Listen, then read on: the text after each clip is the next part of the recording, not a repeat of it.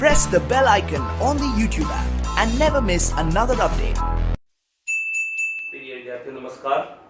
आज अपना part number 13 शुरू करेंगे, लेकिन उससे पहले मैं आपसे कुछ कहना चाहता हूँ कि जिन बच्चों ने अपना चैनल अभी तक सब्सक्राइब नहीं किया है तो वो सब्सक्राइब का बटन दबाकर अपना चैनल सब्सक्राइब कर लें, ताकि रोजाना नए नोटिफिकेशन आपको मिलते रहें।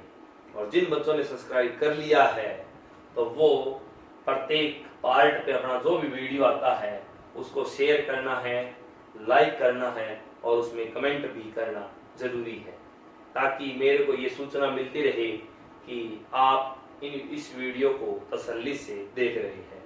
ठीक है, अब देखिए हमारा आज का जो एग्जाम्पल नंबर 8 है और 9 है, दोनों एक साथ करेंगे। छोटे छोटे एग्जाम्पल है, इंपॉर्टेंट है, दो नंबर के आते हैं ये बोर्ड परीक्षा में, 2 नंबर के आते हैं। तो ध्यान से देखो, यदि दो समरूप त्रिभुजों का क्षेत्रफल समान है, दो समरूप त्रिभुजों का क्षेत्रफल क्या है, समान है, यानी दोनों त्रिभुज समरूप भी हैं और क्षेत्रफल भी समान है, तो वे त्रिभुज सर्वांगसम होते हैं। ये अपने को सिद्ध करना है, जिसको सीधा ही करेंगे। अपने हल लिखा, दोनों त्रिभुजों का क्षेत्रफल बराबर दे रखा है। इस बात का ध्यान रहे कि ये जिस हमने क्षेत्रफल प्रमेय में क्या पढ़ा था कि यदि समरूप त्रिभुज होते हैं, यदि समरूप त्रिभुज होते हैं तो उनका क्षेत्रफल भुजाओं के वर्गों के समानुपाती होता है। कहने का मतलब यदि दो त्रिभुज समरूप होते हैं तो उनका क्षेत्रफल उसी कंडीशन में होगा जिस कंडीशन में क्षेत्रफल लिखे गए हैं। यानी क्षेत्रफलों का समानुपात है तो भुजाओं का वर्ग भी समानुपात होगा, और यदि क्षेत्रफल बराबर है तो उनके भुजाओं का वर्ग भी क्या होगा, बराबर होगा। तो यहां पे लिख देंगे DE स्क्वायर। वर्गमूल निकालने पर ये लिख देंगे समरूप त्रिभुजों की संगत भुजाएं, संगत भुजा। अब क्या करना है, इनका वर्गमूल कर देते हैं। वर्गमूल करने पर क्या गया, AB बराबर DE। इसी प्रकार हम अन्य भुजाएं भी बराबर लिख सकते हैं, जैसे BC है वो बराबर किसके लिख सकते हैं, EF के। और यहां पे थोड़ा सा लिख देंगे, इसी प्रकार लिख देंगे आप, इसी प्रकार BC बराबर EF और तीसरा AC बराबर DR। तीन भुजाएं बराबर हो गई। सर्वांग सम करने के लिए हमें क्या चाहिए, बराबर करने ही होते हैं, तीन अवयव बराबर करने होते हैं। तीनों भुजाएं बराबर हो गई तो इसका मतलब क्या हो गया, त्रिभुज ABC सर्वांग सम है त्रिभुज DEF के। और ये हमारा सवाल सिद्ध हो गया। बिल्कुल छोटा सा सवाल है, बस समझने वाली बात यही है कि क्षेत्रफल बराबर दिया है, कौन सी त्रिभुजों का दिया है, समरूप त्रिभुजों का दिया है। समरूप त्रिभुजों का दिया, इसका मतलब है कि भुजाओं का वर्ग भी बराबर होगा, क्योंकि समरूप त्रिभुजों का क्षेत्रफल समानुपात होता है तो वर्ग भी बराबर होगा। वर्ग करने पर, वर्गमूल करने पर क्या हुआ, स्क्वायर हट गई, यानी AB बराबर DE हो गया, BC बराबर EF है। इसी प्रकार अन्य भुजाओं का भी वर्ग बराबर होगा, तो हम उनका वर्गमूल निकाल के ऐसे बराबर लिख सकते हैं। इसलिए दोनों त्रिभुज सर्वांग सम हो गए और तीन भुजाओं के बराबर होने के कारण ट्रिपल एस नियम भी लागू हो गया। ट्रिपल एस नियम से सर्वांग सम कर दिया। इसे और रूल से भी कर सकते हैं, एक भुजा बराबर लेके दो कोण बराबर लेके भी कर सकते हो, क्योंकि समरूप त्रिभुजों में संगत कोण तो बराबर होते ही हैं। एक ऐसे भुजा बराबर कर लीजिए तो ASA नियम से भी आप सर्वांग सम कर सकते हैं। आगे है एग्जाम्पल नंबर 9।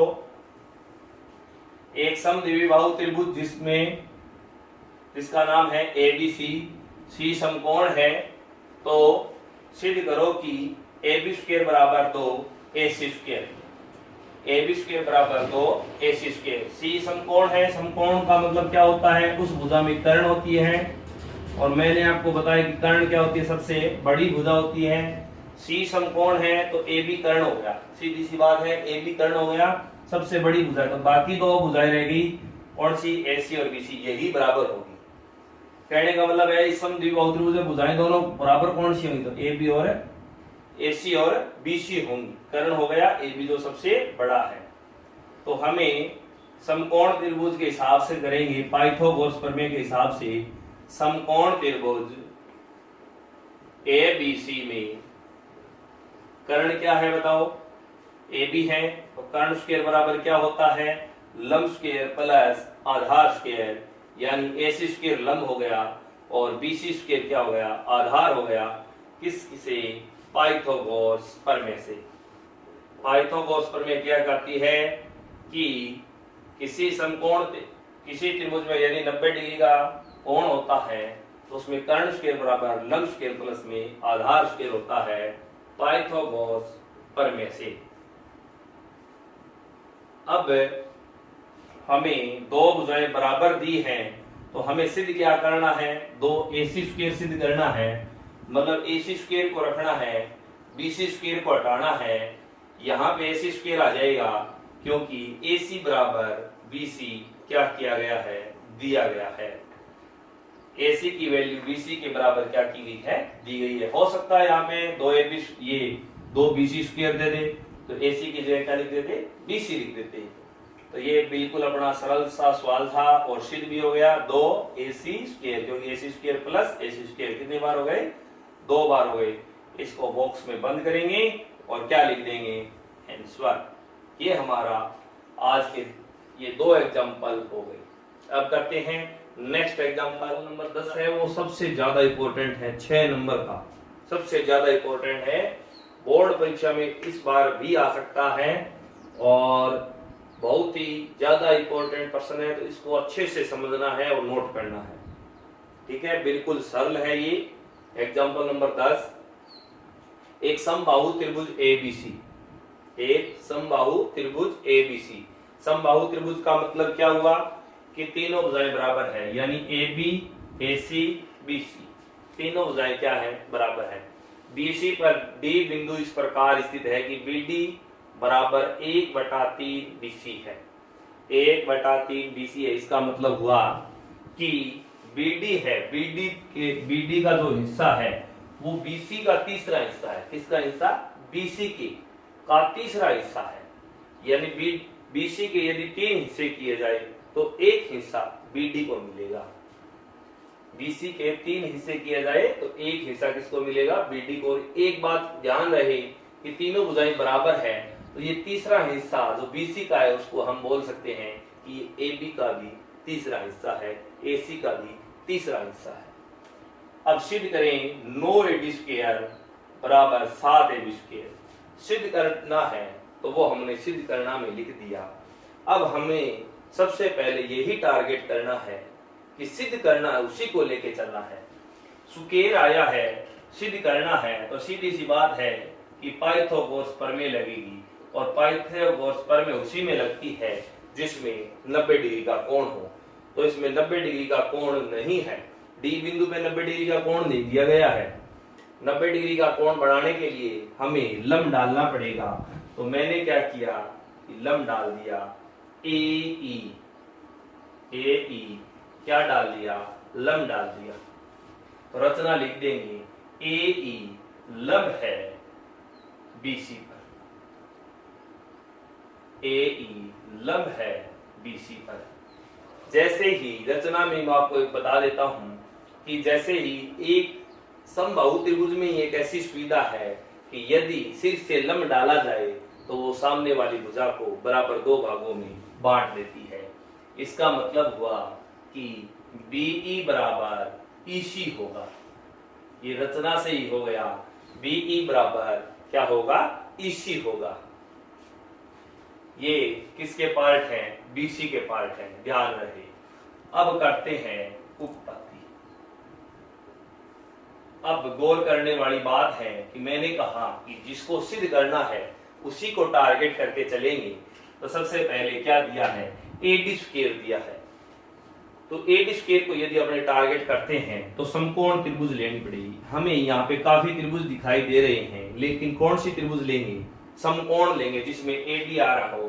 तो देखो यहाँ पे AED, देखो ध्यान से देखो, समकोण त्रिभुज AED में तो ई बिंदु पे 90 डिग्री का कोण है, तो 90 डिग्री के सामने वाली भुजा यानी AD आ गई, तो ये कर्ण हो गई। तो AD स्क्वायर बराबर, तो कर्ण स्क्वायर बराबर क्या होता है पाइथागोरस प्रमेय से, लंब स्क्वायर प्लस में आधार स्क्वायर। तो लंब तो हो गया यहाँ पे A स्क्वायर और आधार इसका क्या हो गया DE स्क्वायर। कोष्टक में लिख देंगे पाइथागोरस प्रमेय से, पाइथागोरस प्रमेय से। अब इतना लिखने के बाद में हमें AD स्क्वायर सिद्ध करने में है, लेकिन AB स्क्वायर है तो हमें AE स्क्वायर नहीं चाहिए। तो इसका सीधा सा मतलब है कि अपने AE स्क्वायर की वैल्यू निकाल लेते हैं। अब AE स्क्वायर की वैल्यू निकालते हैं तो हमें इसी तरीके से एक समकोण त्रिभुज लेना होगा। जैसे हमने कौन सा लिया, AEB लेंगे, क्योंकि AEC भी ले सकते हैं, लेकिन सिद्ध करने में देखिए AC का कोई काम नहीं है, तो इसलिए कौन सा त्रिभुज लेंगे, AEB लेंगे।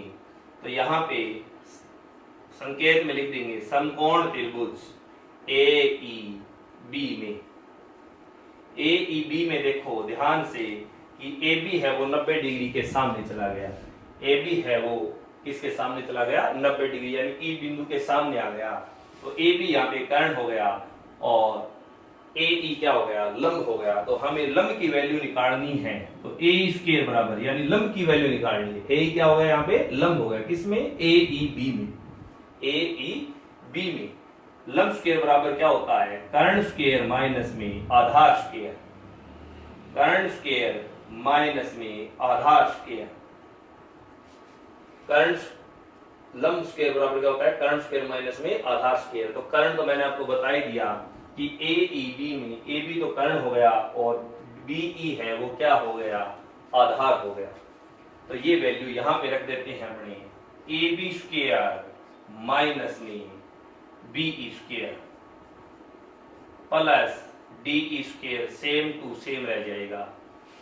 अब इसी क्रम में आगे चलते हैं हमें ध्यान से देखो कि AB square minus BE square है, हमें नहीं चाहिए सिद्ध करने में। देखो तो BE देखो, BE रचना में देखो BE बराबर EC है और BE बराबर EC है, BE बराबर EC है, तो ये किसका हिस्सा हुआ, यानी BE है वो आधा है किसका, BC का। ये बात तो हमें ज्ञात है, मैंने आपको बताया था कि समबाहु त्रिभुज में यदि लंब डालते हैं तो सामने वाली भुजा है वो बराबर दो भागों में बट जाती है, यानी BE बराबर EC हुआ था, तो BE आधा हुआ किसका, पूरे BC का।